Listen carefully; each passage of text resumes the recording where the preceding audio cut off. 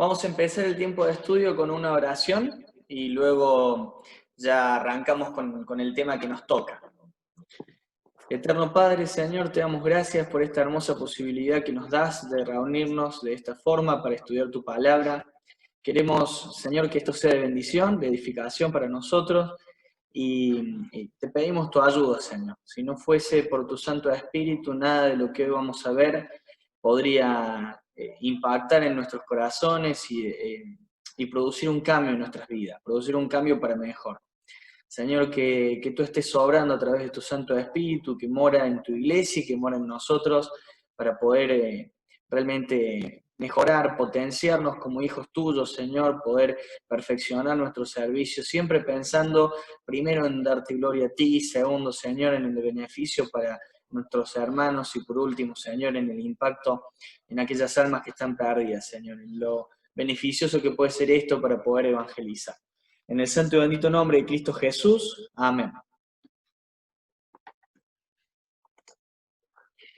Bien, hasta la semana pasada lo que hicimos fue, desde que empezamos, ¿qué hemos hecho? Hemos hecho un repaso general de lo que es el contenido del libro de Reyes, tanto la primera como la segunda parte. Hemos visto algún resumen, podríamos decir, que lo pueden encontrar en el drive que les pasé, en donde encuentran las cosas más relevantes de cada rey, desde el primer rey del reino dividido, tanto el norte como el sur, hasta el 721, 719 a.C., que llega la cautividad al reino del norte. Lo que vamos a hacer hoy es terminar con el listado de reyes, que obviamente continúa con los reyes del sur, ¿sí? Entonces, vamos a retomar desde donde dejamos, que fue en el último rey del norte, Oseas, y en el rey del norte, en el rey del sur, que en ese momento estaba, podríamos decir, sirviendo o oficiando en ese momento, hasta el último de los gobernantes del Reino del Sur, que fue Sedequías. Así que les empiezo a compartir pantalla para que ustedes vean y podamos avanzar en este estudio. Aquí estamos. Bueno, este es el PowerPoint donde vimos y estudiamos todos los personajes, todos los reyes. Aquí encontramos a Oseas, si ustedes se fijan, Oseas, el último de los reyes del norte, aquel que se quiere rebelar contra el imperio asirio uniéndose a Egipto y le va mal. Bueno, el último de los reyes del sur que vimos, ¿dónde estamos? Aquí.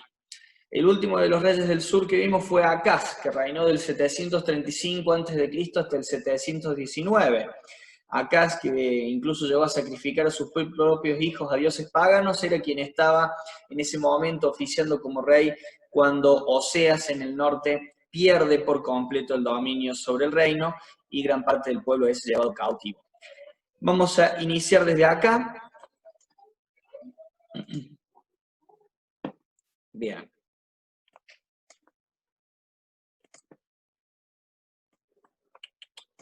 Acaz, el segundo peor rey de Judá. Y ahora empezamos con Ezequías. Ezequías es un rey quizá muy conocido. Si uno hace memoria y en función del tiempo que puede llevar uno no asistiendo a la iglesia, hay ciertos personajes del Antiguo Testamento de los cuales se hablan más que otros, quizás por una cuestión de las enseñanzas que se pueden extraer, otras por la dificultad que algunos personajes o sus vidas comportan, y la sencillez de otros. Ezequías es un personaje que alguien con un par de años de iglesia puede haber llegado a escuchar, es un rey muy famoso, sabemos que fue un rey piadoso, el segundo mejor rey de Judá, el más rico de todos, emprendió obras de reparación del templo, organizó grupos, llevó a cabo la más grande celebración de la Pascua desde los días de Salomón. Recordemos que desde el tiempo de Salomón el reino, después de los errores de Roboam, empezó a caer, realmente no tenía las luces y el esplendor que tuvo en su momento con Salomón. Pero bueno, con Ezequías hay una especie de avivamiento, obviamente resultado de su fidelidad y su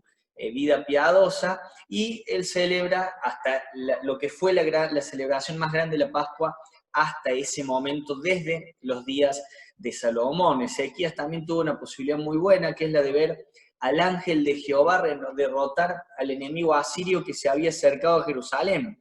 Bueno, ¿por qué esto es importante? Porque aquellos que estudiamos la palabra de Dios sabemos que el ángel de Jehová no es otro sino la segunda persona de la divinidad, a saber, Jesucristo. O sea, estamos hablando de que él tuvo la posibilidad de ver al Cristo preencarnado, de ver a nuestro Señor y Salvador derrotando al enemigo asirio. Cuando avanza en edad de Ezequías, él tiene una enfermedad mortal y es curado de manera sobrenatural. Él ora a Dios, pide a Dios ayuda, auxilio en ese tiempo de enfermedad, y Dios lo cura de manera sobrenatural, y se produce algo también sobrenatural, que es una extensión en su tiempo en la tierra pues, de 15 años. Entonces él añade 15 años a su vida. Es curioso de que también él sea el responsable de añadir 15 salmos al canon del Antiguo Testamento. Si ustedes se fijan y ustedes han escuchado, es muy común que hablemos de los salmos y lo vinculemos de manera directa con David, es el que más conocemos. También sabemos que Moisés tuvo intervención en alguno que otro, pero son pocos los que saben de que Ezequías tuvo participación y añadió 15 salmos al canon del Antiguo Testamento, independientemente de que él haya sido o no el autor de las letras, él es el que añade 15 a este precioso libro, como nosotros lo conocemos, que es Salmos. Por último, él se muestra necio, él ostenta las riquezas de Judá a unos embajadores babilonios que estaban deseosos por indagar, entonces él comete el error de ostentar algo que no debía ostentar. Primero porque no es mérito de él, sino resultado de su fidelidad con Dios. El hecho de que él haya sido el más rico de todos no era por algo que haya hecho bien él como hombre, sino porque en unión o en comunión con Dios, Dios lo prosperó más que al resto de los reyes. O sea que toda la gloria y el mérito era de Dios. Pero bueno, él lo ostentó como suyo, queriendo, no sé, qué conseguir frente a los babilonios. Podemos sacar miles de enseñanzas prácticas respecto a lo que es querer quedar bien con personas que primero no lo meritan ni lo merecen, y segundo con cosas que no son nuestras. Para todos aquellos que ponen su confianza en las riquezas o en las bendiciones que el Señor muchas veces da, en la posibilidad que tienen muchos de disfrutar de una estabilidad económica, de un buen auto, de una buena casa, de un montón de cosas, y lo ostentan como si eso fuera algo de lo que estar orgulloso, cuando en realidad se los da el Señor, y hoy lo tienen y mañana el Señor puede determinar que eso se acabe. O sea que en ningún momento podemos nosotros mostrarnos de esa manera. Pero bueno, Ezequías lo hizo, lamentablemente, en esos últimos 15 años que se añaden a su vida, a su transitar en la tierra, él se aleja mucho de lo que fue el transitar que él tuvo hasta el tiempo de enfermedad. Podemos discutir mucho, debatir respecto a si era o no voluntad de Dios que Él extienda sus días, si estuvo bien, si estuvo mal. La verdad es que el Señor lo permitió, Él es soberano, Él cuenta nuestros días y Él pone fin a nuestra existencia. Acá lo importante es que el Señor permitió eso, y el hecho de que se hayan extendido los 15 años no significa necesariamente que Ezequías, porque se le extendieron los años, Él pecó. O sea, claramente lo que se manifestó en el corazón de Ezequías en los últimos 15 años de existencia estaba en los anteriores. Lo que pasa es que mientras más tiempo pasó, más se evidenció alguna falla, algún área en la cual Ezequías no había trabajado. Bien, siguiente personaje, siguiente rey. Manasés. Después de Ezequías llega Manasés. Es increíble cómo uno de los reyes más piadosos de Israel tiene a uno de los reyes más desagradables que hayan podido pisar la tierra. Reinó más tiempo que ningún otro rey del norte o rey del sur. Es el rey que reinó 55 años. Manasés fue el peor de todos los reyes. Independientemente de los análisis que se hagan, fue el peor. Incluso en comparativa con el marido de Jezabel, Acab, incluso en comparativa con Acaz, él fue el peor de todos los reyes. Las cosas que hizo fueron terribles. Aquellos que tienen la posibilidad de estudiar la palabra y conocer acerca de dioses paganos, saben que el dios Moloch es casi un sinónimo de sacrificios terribles y sacrificios horrendos. Bueno, este hombre Manasés, entre otros dioses a los cuales sirvió, es a Moloch, sacrificando niños a él, siendo totalmente alejado de lo que es una vida conforme al corazón de Dios, pero en él se da algo muy particular que no se dio en los otros. él experimentó el nuevo nacimiento mientras se encontraba prisionero de sus enemigos. Está bien, tuvo que ser llevado a una situación extrema, tuvo que ser llevado a una situación en la que él se vio en desventaja, tuvo que ser humillado para poder darse cuenta de su error, pero se dio cuenta, a diferencia de otros. Recuerden la semana pasada lo que terminamos, todas las cosas que presenció Acab y ninguna de ellas hicieron que él se convierta. Recuerden que la última placa que vimos la semana pasada, que si el Señor lo permite vamos a repasarla, vimos todo lo que Acab pudo presenciar y todas las certezas que tenía Acab respecto al poder de Dios, respecto al poder de la palabra y respecto al poder de un siervo de Dios. Sin embargo, Acab jamás se arrepintió. Manasés, siendo el peor de todos, sí se arrepintió y es una de las personas que vamos a conocer en la eternidad. Fíjense, aquel que defino como el peor de los reyes del reino dividido es una persona que va a compartir la eternidad en el cielo. Esto también puede ser una herramienta muy buena para evangelizar, en especial si uno tiene la posibilidad o el Señor lo pone en un ministerio en el cual trabajemos con personas que han tenido un trasfondo muy oscuro. No sé si alguno de ustedes ha tenido la posibilidad de predicar en cárceles, si ha tenido la posibilidad de predicar a personas con un pasado oscuro. Bueno, qué mejor ejemplo que Manasés. Si Manasés tuvo la posibilidad de disfrutar de la gracia de Dios, les aseguro que cualquiera de los presos a los que ustedes en algún momento le puedan predicar va a poder recibir el consuelo de Dios y la gracia de la salvación. Amón, hijo de Manasés. Bueno, no tuvo nada que envidiarle al padre, fue un hombre impío a semejanza de su padre, pero Amón no se arrepintió. Sus mismos siervos terminaron matándolo en su propia casa. Recuerden que esto era muy común en el Reino del Norte, cuando estuvimos viendo y estudiando ese pequeño detalle de cada reinado, vimos de que en el Reino del Norte venían, el jefe del ejército lo mataba, quedaba como rey, venía otro, lo mataba él, lo mataba su hijo, y era todo medio desordenado. Bueno, Amón llegó a tal punto en su vida y en su reinado que en esos 2 años que duró, se ganó el odio de sus propios súbditos, al punto que sus siervos mismos lo mataron en su propia casa. Después de Amón viene un personaje muy especial, un personaje que fue profetizado más de 500 años antes, tanto su nacimiento como la obra de bendición que él iba a hacer. Y este personaje es Josías, uno de los reyes más especiales y más particulares. Un ejemplo que nos puede servir y puede ser de utilidad para todos nosotros. Lo primero que nos desafía con respecto a este rey es que él asumió el reinado a los 8 años. Recordemos que Amón tuvo solamente 2 años para reinar, al punto, desde que comenzó hasta que se le rebelaron sus propios siervos y lo mataron, pasaron solo 2 años. Esto no le dio tiempo a su hijo para poder desarrollarse, para poder crecer, para poder madurar, y a los 8 años termina asumiendo el reinado. Él fue el rey más piadoso desde los días de David, él fue el que volvió a recordar lo que era un líder piadoso, fue el último rey de Judá que agradó al Señor. El libro de Moisés, la ley, la Torá para el judío, fue descubierto accidentalmente entre los escombros del templo al principio de su reinado. Quizás medio relativo esto de al principio de su reinado, porque se descubre cuando él tenía entre aproximadamente 16 y 18 años, ya habían pasado 8 años de reinado, pero lo pongo de esta manera para entender el hecho de que recién cuando él comenzaba a entrar en una edad en la que ya uno puede estar más definido, entre los 17, 18 años, quizá mucho más maduro en el proceder y en la forma de tomar las decisiones que un niño de 8 años. Por eso lo pongo en el principio de su reinado, el principio del tiempo en el cual Josías ya podía desarrollarse y desenvolverse como hombre, lo que no significa que a los 8 no haya comenzado a dar muestras de su vida piadosa. Es muy curioso que este chico de 8 años, teniendo un abuelo como el que tuvo y un padre como el que tuvo, salga bien. La verdad que uno dice que de tal palo, tal astilla. Bueno, acá increíblemente no se cumplió, porque el abuelo era totalmente desagradable en su proceder y en su trato hacia todo lo santo, hacia todo lo que se refiere a Dios. Amón no tuvo nada que envidiarle a su padre, y recuerden que Manasés se convierte estando prisionero, o sea que Josías ni siquiera llegó a tener una charla de abuelo-nieto en la que el abuelo le diga, che, seguí a Dios. La verdad que Josías sigue a Dios porque Dios lo escogió, porque Dios de alguna manera se manifestó en su vida, porque Dios de alguna manera tocó ese corazón y porque encima Dios lo había dicho así más de 500 años antes.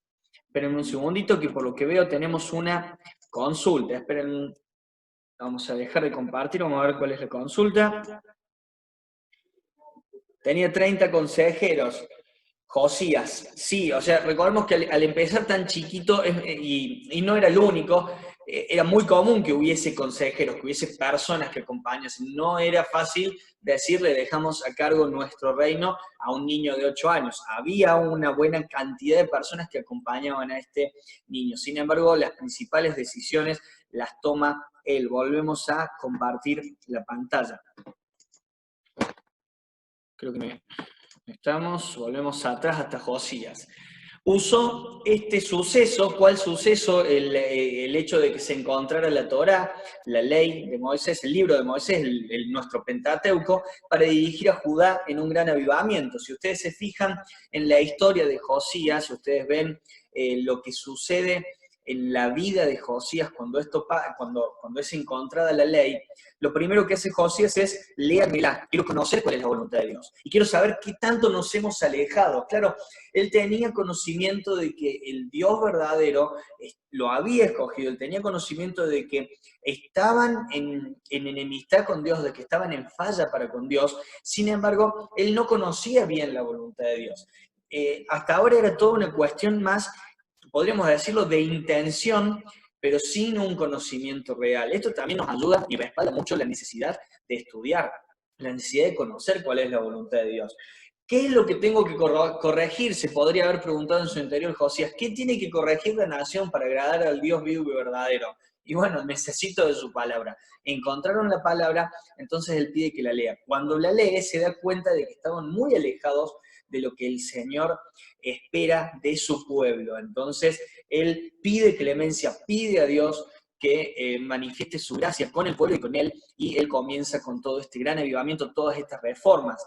Es Josías el que celebra la Pascua, incluso de una manera más grande, podríamos decir una mayor celebración de la de su bisabuelo Ezequías. Recordemos, tenemos a Josías, papá Amón, abuelo Manasés, bisabuelo Ezequías. Ezequías dijimos que fue el que hizo la Pascua más grande desde los días de Salomón. Bueno, Josías llegó y luego de todo este proceso de avivamiento, él celebra la Pascua de una manera incluso mayor y mejor. Cumplió con una antigua profecía, ya lo dijimos, ahí está la cita, 1 Reyes 12, 1 y 2, y 2 Reyes 23, 15.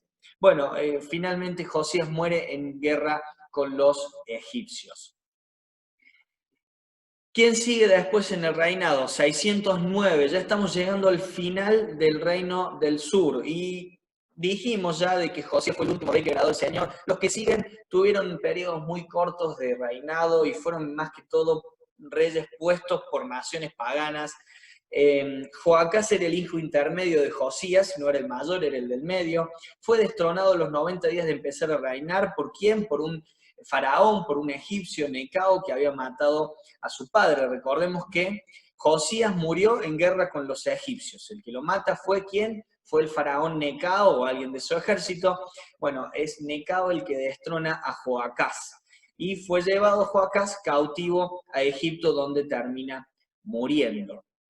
¿Quién sigue el reinado? No un hijo de Joacás, sino el hermano mayor de Joacás, que fue Joacim. Él fue elevado al trono por el faraón egipcio. Si ustedes se fijan, espérenme un segundito, si ustedes se fijan, no fue alguien designado por voluntad divina, sino que fue alguien puesto ahí por el faraón egipcio. Nabucodonosor luego llega y se presenta y lo convierte en su vasallo cuando los babilonios derrotan a los egipcios.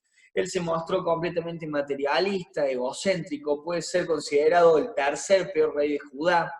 Mató a los inocentes, y este es uno de los que persiguió frecuentemente el profeta Jeremías. Este es el tiempo en el cual el ministerio de Jeremías realmente justifica el título del libro Lamentaciones. Él quemó una copia de parte de la palabra, la copia de una parte de la palabra de Dios. Eso lo leemos en la profecía, en el registro de las profecías de Jeremías, en el capítulo 36. Y él es el que experimenta la primera de las temibles visitas de Nabucodonosor. En esa visita es cuando es llevado cautivo Daniel. Fíjense cómo empieza a entrelazarse la historia, cómo empezamos a mezclar los personajes, porque realmente estuvieron ahí presentes. Jeremías siendo perseguido una y otra vez, cuando cada vez que denunciaba y compartía el mensaje, la visita de Nabucodonosor a Jerusalén, que fue básicamente en 3 etapas, 3 ataques terribles. En el primero es cuando él se lleva a Daniel y otros jóvenes hebreos, y cuando muere este hombre, este personaje, Joacim, fue enterrado como un asno, tal como había predicho Jeremías, la palabra de Dios cumpliéndose. ¿Quién sigue en el reinado? Bueno, hijo de Joacim, nieto de Josías. Fíjense, volvemos atrás para no equivocarnos. Tenemos Josías, luego de Josías de que muere, asume su hijo intermedio Joacás. Joacás es llevado cautivo a Egipto y el faraón pone a Joacim al cargo. Bien, Joacim muere y su hijo Joaquín es quien asume el reinado.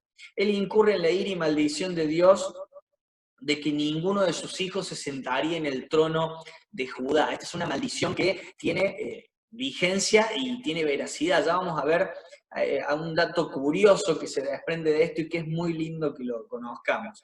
Tanto Ezequiel, el registro de las profecías de Ezequiel, como la de Jeremías predijeron que se había llevado cautivo a Babilonia. Ya metemos a otro personaje que se mete acá, que se entremezcla, otro profeta, Ezequiel. Ya hablamos de Daniel, de Jeremías, de Ezequiel.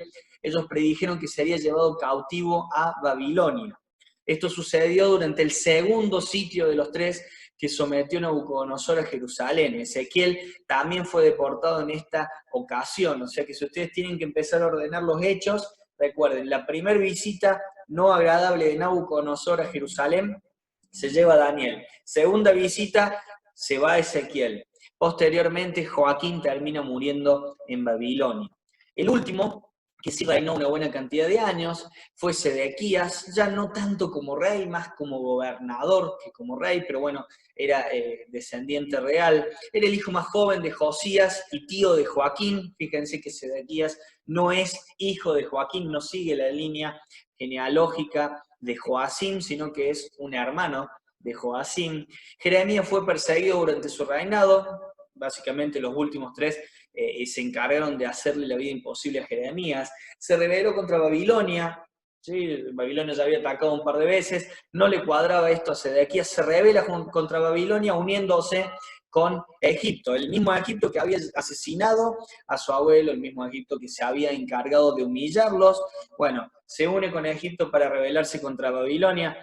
Entonces, ¿qué hace Nabucodonosor? Le saca los ojos y lo lleva cautivo a Babilonia cargado de cadenas. La ciudad de Jerusalén y el templo fueron completamente destruidos en esta ocasión. Este evento es importante porque justamente es eso lo que termina siendo reconstruido, principalmente lo que es la ciudad y los muros, en el tiempo de Esdras, de Nehemías y de Zorobabel.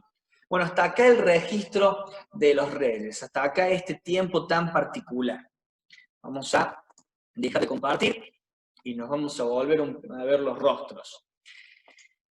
¿Qué hemos hecho hasta el momento? Hemos podido conocer, medio a vuelo de pájaro, el material lo tienen para que lo repasen en su casa, hemos podido conocer la historia tanto del Reino del Norte como el Reino del Sur. Lamentablemente el fin para ambos reinos fue el mismo. Arriba llegó antes, en el Reino del Norte llegó antes por mano de Asiria, por una cuestión de que realmente fue muy desastroso y desde el momento que este hombre Jeroboam quitó la posibilidad al pueblo de conocer cuál era la forma correcta de acercarse a Dios y creó esta nueva religión, bueno, el pueblo estuvo en una constante ofensa a Dios y esto derivó en una muy temprana cautividad por parte del imperio asirio. El Reino del Sur tuvo esta posibilidad de tener entre 8 y 9 reyes piadosos que hicieron que podemos decir que la gracia de Dios se derramara sobre la nación y se pudieran percibir muchas etapas, muchos periodos de paz. Recordemos que incluso la intercesión que hace Josías por el pueblo trae paz para el pueblo, aún aunque ya en ese momento Josías se da cuenta de que era tiempo de que haya una corrección. Bueno, Josías pide clemencia y nuestro Dios, que es tardo para la ira, da más tiempo. Fíjense que recién llega durante el reinado de Sedequías esta deportación final. Lo que vamos a hacer luego de este pequeño corte que siempre estamos teniendo, este pequeño intervalo, es, aprovechando que ya tenemos esta historia, continuar con los personajes relevantes del periodo. ¿Recuerdan los personajes relevantes que habíamos podido ver la semana pasada? Habíamos visto a Jeroboam y cómo sus reformas religiosas trajeron este alejamiento constante de parte del pueblo a Dios. Habíamos visto a Omri, el sexto rey, como los personajes relevantes, el sexto rey del norte, aquel que es el responsable de situar la casa real en Samaria, lo que luego termina convirtiendo este lugar en la capital. Y habíamos visto a Acab, aquel que había presenciado, aquel que había visto el poder de Dios manifestarse constantemente y en ningún momento había dado ningún paso a la conversión. Tenemos este recreo de 4 o 5 minutitos y con el mismo enlace nos vamos a ingresar, ¿sí? Con el mismo enlace, lo que les envío por correo, no se preocupen, se lo voy a enviar de vuelta y por las dudas lo voy a enviar de vuelta en el WhatsApp, así no le erramos de ninguna forma. Nos vemos en 5 minutitos.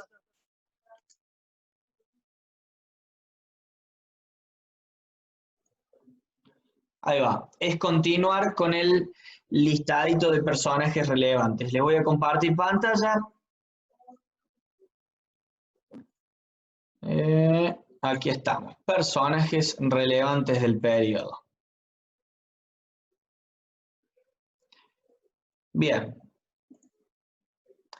Del reino dividido, dijimos que nuestro objetivo era ver estos 20 personajes, no porque sean más o menos que los otros, sino porque cada uno de ellos tiene un aporte muy particular. De los reyes del norte, lo que hicimos fue ver a Jeroboam, con los problemas que él planteó y tuvo, Omri y Acab, el séptimo rey. En la última plaquita de la semana pasada vimos de que Acab tuvo la posibilidad de ver la grandeza de Dios, la posibilidad de ver el poder de Dios, la posibilidad de ver la soberanía de Dios en acción, la providencia de Dios.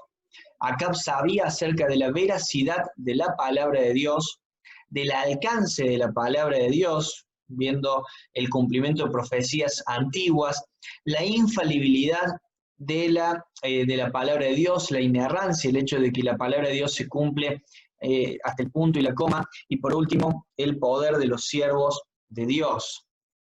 Lo que vamos a ver ahora es continuar con este listadito de los que nos quedan de los reyes del norte. Si ustedes se fijan acá tenemos Jeroboam, Omri, Acab, y ahora vamos a ver con la ayuda del Señor a Jehú, a Jeroboam II y a Oseas, para finalizar con lo que fueron los reyes del norte y entre ellos los más relevantes. La semana que viene, con la ayuda del Señor, arrancamos con los reyes del sur, el primero, Roboam.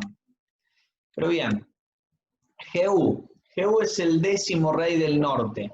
Él empieza a reinar en el 841 a.C.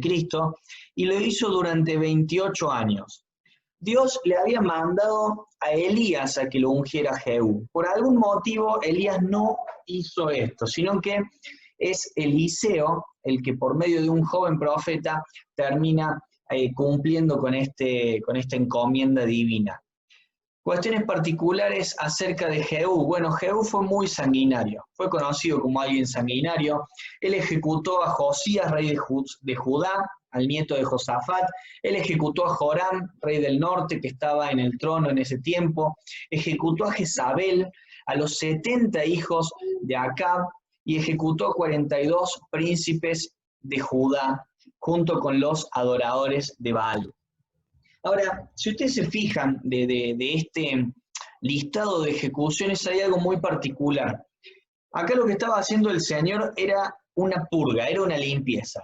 Fue el Señor el que le encomendó a Jehú erradicar por completo de la tierra a la familia de ese rey terrible que fue Acab. Fíjense que lo que hace es asesinar a Ocosías, rey de Judá, que era nieto de Josafat, y Ocosías era hijo, en realidad era nieto, Ocosías era nieto de Acab, era hijo de la hija de Acab.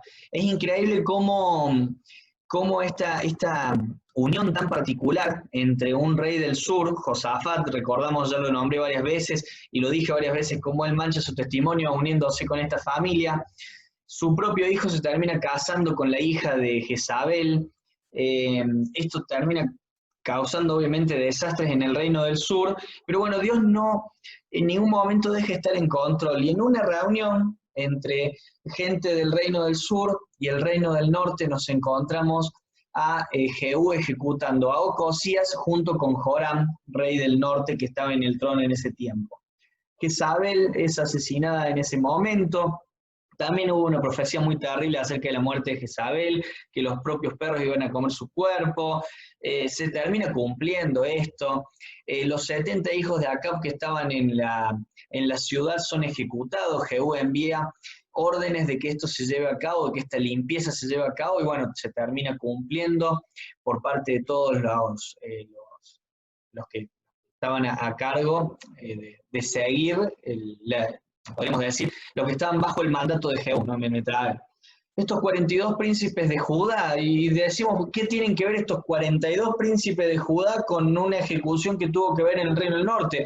Puedo entender que Ocosías haya ido a visitar a su familia al norte, pero bueno, lamentablemente por la visita de Ocosías, rey de Judá del sur, al norte, a su propia familia, porque recordemos su vínculo familiar con la gente del norte, hace que 42 príncipes de Judá terminen yendo al norte y también son parte de esta limpieza, lamentablemente para ellos, pero bueno, recordemos que hay por detrás una encomienda divina.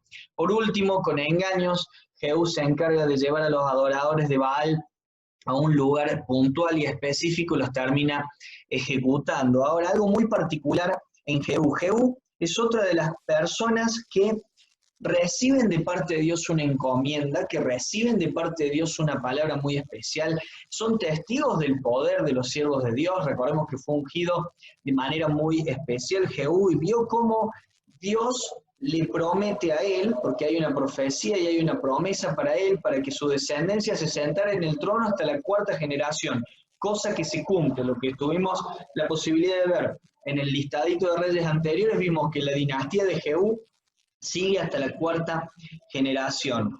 Ahora, nuevamente nos encontramos con que la obra de convencer al pecador no viene por el simple hecho de eventos sobrenaturales. La persona no necesariamente se va a convertir porque vea una vara convertirse en serpiente. La persona se va a convertir cuando el Espíritu Santo de Dios toque ese corazón. Y en este caso, aún con todo lo que Jehú vio, en ningún momento se convirtió. Si un corazón como el de Jehú, y si nos vamos más atrás como el de Acab, frente a semejantes muestras de Dios, no se enterneció con el mensaje del Evangelio, yo creo que más evidencia que esa de que el corazón de los hombres es duro y que realmente nuestra inclinación como seres humanos es de continuo, solamente el mal, y alejados de Dios, vamos a poder decir con certeza de que la obra es de Dios, de que la conversión es un milagro. La conversión es un milagro maravilloso porque no es simple lo que sucede. Fíjense todo lo que presenció este rey y en ningún momento se convirtió. Ahora, sí, él vio su obediencia recompensada. A causa de su obediencia al mandato de Dios de destruir la dinastía de Acab, se le promete una permanencia, una dinastía, por lo menos un linaje que se iba a mantener en el trono. Pero eso no fue lo que a él le importó. A pesar de sus reformas, a pesar de todo, Jehú continuó adorando los becerros de oro que había instituido en su momento Jeroboam. Y aquí vemos dos cosas. Primero, un corazón duro al obrar divino. No puede ser que frente a semejantes muestras del poder de Dios, de la veracidad de la palabra, del poder de Dios, termine actuando de la misma forma que la persona que él había tenido que, o cuya familia le había tenido que erradicar. O sea, el mismo pecado de Acab lo termina cometiendo Jehú. O sea que hay una gran responsabilidad de parte de Jehú personal, pero también hay otra gran responsabilidad de parte de alguien que tomó una decisión terrible que fue Jeroboam de quitarle todas aquellas formas que el Señor había establecido para que el pueblo se acercara. ¿Qué hizo Jeroboam? Puso un becerro de oro en Betel, en la parte sur del reino del norte, puso un becerro de oro en Dan, en la parte del norte del reino del norte, y eso llevó al pueblo a una religión falsa, a una religión creada, a una religión humana, a un camino humano alternativo para llegar a Dios que jamás tuvo efecto. Y bueno, Jehú es víctima, entre comillas. Recordemos que primero yo recordé y remarqué la responsabilidad personal de Jehú, pero también Jehú es víctima de aquello en lo cual había sido criado. Recordemos que ya había pasado mucho tiempo, ya la religión de Jeroboam era común, era el diario vivir en el reino del norte. Y bueno, Jehú continúa adorando los becerros establecidos por Jeroboam y muere sin arrepentirse. Siguiente rey, Jeroboam II, el 13º rey de Israel. Él recuperó gran parte del territorio de Israel que los sirios le habían arrebatado. Bien, los sirios habían estado constantemente molestando al reino del norte. Cuando vimos el listado de reyes lo vimos, una y otra vez los sirios aparecían en escena. Es más, en tiempos de Acab, una de las muestras del poder de Dios que se había visto era cómo Dios había vencido a los sirios en las montañas y en el valle, dejando en claro de que Él es el soberano en toda la tierra. Pero hay algo muy particular en esto que también me gustó para resaltar. ¿Por qué? Porque nos vuelve a entrelazar historias con aquello que lo tenemos nosotros tan particionado en la Biblia. Él recupera gran parte del territorio de Israel que los sirios le habían arrebatado. Esto último fue profetizado por el profeta Jonás, que vivió durante el tiempo de Jeroboam II. Fíjense lo que dice en 2 Reyes 14:25. Él, Jeroboam II, restauró los límites de Israel desde la entrada de Hamat hasta el mar de Arabá, conforme a la palabra de Jehová Dios de Israel, la cual había hablado por medio de quién. Fíjense, su siervo Jonás, hijo de Amitai, profeta que fue de Gat-Hefer. Si ustedes van a la profecía de Jonás, capítulo 1, versículo 1, van a ver que el profeta se presenta como Jonás, hijo de Amitai. De vuelta, se nos entrelazan. ¿Cuál era el rey que estaba en ese momento en el norte, oficiando en ese tiempo como el regente, como el soberano en esa tierra, cuando Jonás es enviado a Nínive? Bueno, era Jeroboam II. Y Jonás no solamente tuvo un mensaje, ni su ministerio de profeta se limitó a un trabajo de predicación en Nínive. El trabajo de predicación en Nínive fue una de las tantas cosas que tuvo que hacer Jonás, pero entre ellas Dios había hablado y había comunicado de que los límites de Israel iban a ser recuperados, iba a extenderse Israel a lo que fue el poderío de otro tiempo, y esto lo cumple Jeroboam. Fíjense cómo se une la historia. El último de los reyes del norte que vamos a remarcar y resaltar, Oseas, el 19º, el último rey del norte antes de que llegue la cautividad por parte de Asiria. Él empezó a reinar en el 732 a.C., estuvo reinando durante 9 años. Él quedó sometido como vasallo del rey Salmanasar de Asiria. Oseas se alió con Egipto en una rebelión contra Asiria y por esta causa fue apresado y encarcelado por Salmanasar. Ahí está la cita en 2 Reyes. Samaria cae en ese tiempo y el pueblo del reino fue deportado a Asiria. Bien, este es el fin del tiempo de los reyes del norte. Lo que sigue entonces, que Dios mediante vamos a poder compartir, es el reino del sur. Vamos a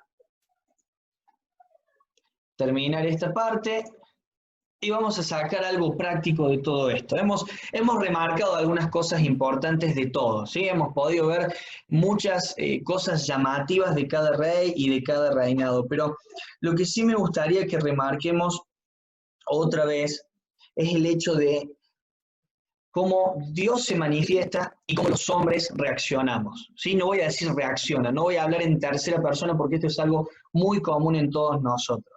Fíjense que el poder de Dios se manifestó de manera sobrenatural a un montón de personas en el Antiguo Testamento. No solamente a los fieles, sino también a los infieles. Incluso nuestro Señor utilizó tanto a los fieles como a los infieles. porque para limpiar el reino del norte y para poder erradicar esa familia totalmente pervertida, que era la familia de Acab y Jezabel, él utilizó a una persona que hoy está ardiendo en el infierno. O sea que el Señor es el soberano y utiliza tanto a justos como injustos para cumplir sus propios fines. Esto es importante que lo tengamos en cuenta para que comprendamos quién es el que está a cargo. Esto, si tuviésemos que sacar una lección práctica inmediata, nos permite entender de que nosotros jamás vamos a estar tomando las decisiones sobre nuestra vida con completa libertad. Es cierto, nuestro Señor no nos coacciona, es cierto que el Señor en ningún momento toma una decisión por nosotros, pero jamás vamos a poder vivir en ninguna parte del universo en la cual el Señor no esté a cargo de todo lo que sucede. ¿Sí? Así como Acab en ningún momento pudo escapar de su destino, así como Jezabel no pudo escapar de su destino, así como Jehú no pudo escapar de su destino, nosotros no vamos a poder escapar de aquello que ya está determinado para nosotros. Y no estoy hablando ni de calvinismo, ni de predestinación, ni de elección, estoy hablando simplemente de que el Señor es el que está a cargo. Es importante que entendamos esto, independientemente que yo frente a mí tenga alguna cara que sea calvinista o alguna cara que no lo sea. Eso en este caso no importa, porque independientemente de la posición que tomemos frente a la elección de los santos, nosotros sabemos que Dios es soberano, porque la Biblia lo enseña y la Biblia lo manifiesta.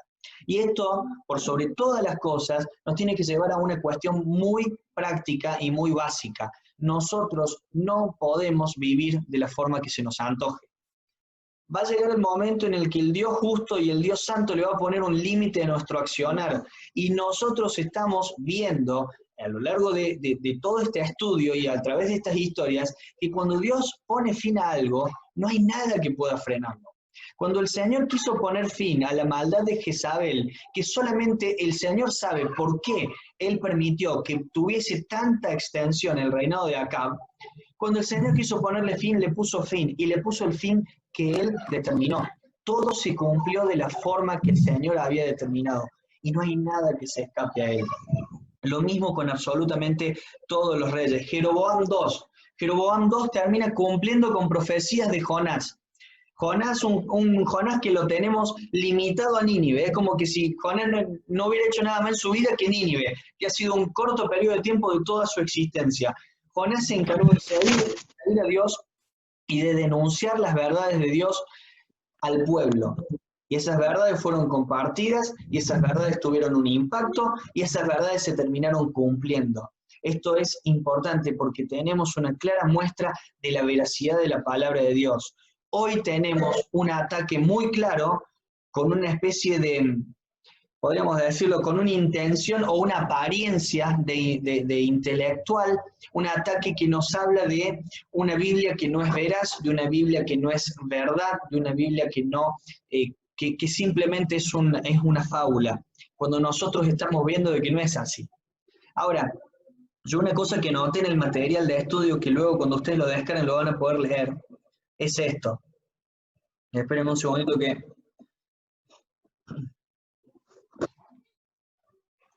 que haya convicciones o creencias en una persona no asegura que esa persona sea salva. Bien, fíjense, porque se me van a marear cuando les lea todas, por eso voy a tomar un tiempito. Que haya convicciones o creencias no asegura que una persona sea salva. ¿Y de qué manera se los demuestro? Acá les puedo asegurar que podía enseñar de que la palabra de Dios se cumple mejor que vos y mejor que yo, porque él sabía que eso pasaba. Y lo mismo Jeroboam II, porque en él se cumple una profecía, y lo mismo Josías. Los tres tenían las mismas convicciones de que las profecías de Dios se cumplen al pie de la letra. Sin embargo, de estos tres, hay uno en el cielo y dos que están condenados al infierno. Ahora, que una persona sea salva, sí asegura que tenga convicciones. ¿Se dan cuenta? Hay una de las dos que es una condición necesaria para que la otra se dé. Yo puedo tener convicciones, pero puedo no ser salvo. Pero yo no puedo ser salvo sin tener convicciones. Esto es una enseñanza importante. Primero nos permite dar cuenta de que quizá en medio de la asamblea, en medio de los enseñadores que uno busca y a los que uno acude, haya personas que tengan convicciones muy interesantes, muy ciertas y hasta válidas, pero no necesariamente son salvos. Hay que evaluar otra cosa, ya lo vamos a ver. Ahora, si sos salvo, y esto te desafío a vos que me estás escuchando, si sos salvo tenés que tener convicciones. No puede ser que Acab tenga más convicciones respecto a la palabra de Dios que vos. No puede ser de que Jehú esté más consciente de que Dios existe que nosotros. No puede ser que a nosotros se nos planteen dudas que a los inconversos no. No puede ser que los demonios crean y tiemblen y nosotros no. Eso no puede pasar. Ahora, por lo anterior, la única evidencia de la salvación es el cambio producido por Dios en nosotros. Y es ahí donde vemos la diferencia. Yo les hablé de un Manasés que fue terrible, pero un día dejó de serlo. Les hablé de un Acab que fue terrible, que jamás dejó de serlo. Les hablé de un Jehú con convicciones y obediente a ciertos mandatos de Dios, pero que jamás se arrepintió. Nos muestra de que la evidencia de la salvación, de aquello que solo conoce el Señor, de aquel corazón que solo el Señor conoce, la evidencia clara es el cambio que produce Dios en nosotros. El desafío para esta semana es ver cuál es el cambio que se ha producido en nosotros y ver qué cantidad de convicciones tenemos. Hermanos, si tienen alguna pregunta o algo, aprovechen el WhatsApp, aprovechen el Drive, aprovechen todo, vamos a orar para terminar y están todos invitados a la reunión de jóvenes que vamos a tener a las 21:30 hablando sobre el tema, o introduciéndonos, mejor dicho, en el tema de la mayordomía. Así que oramos y terminamos con este tiempo. Padre Santo, Señor, te damos gracias por esta hermosa posibilidad de estudiar tu palabra y gracias, Señor, por el desafío que tú nos haces a través de ella a vivir en santidad, a vivir mostrando de que tú nos has cambiado, de que somos distintos y que somos conscientes de que tú estás a cargo, no solamente de todo lo que vemos, sino también de nosotros, Señor. Que realmente nuestra vida demuestre de que somos hijos tuyos. Te pedimos que esto sea una realidad en todos nosotros y, Señor, en lo personal quiero agradecerte por aquellos que están acompañándome en este tiempo de estudio y compartiendo, Señor. Espero realmente, Señor, poder ser de utilidad y que ellos también puedan ser de utilidad en el lugar donde tú los has puesto, para que cada uno de los que está hoy escuchando este estudio pueda aplicarlo primero en su vida práctica y luego en el ministerio. En el nombre de Cristo Jesús. Amén.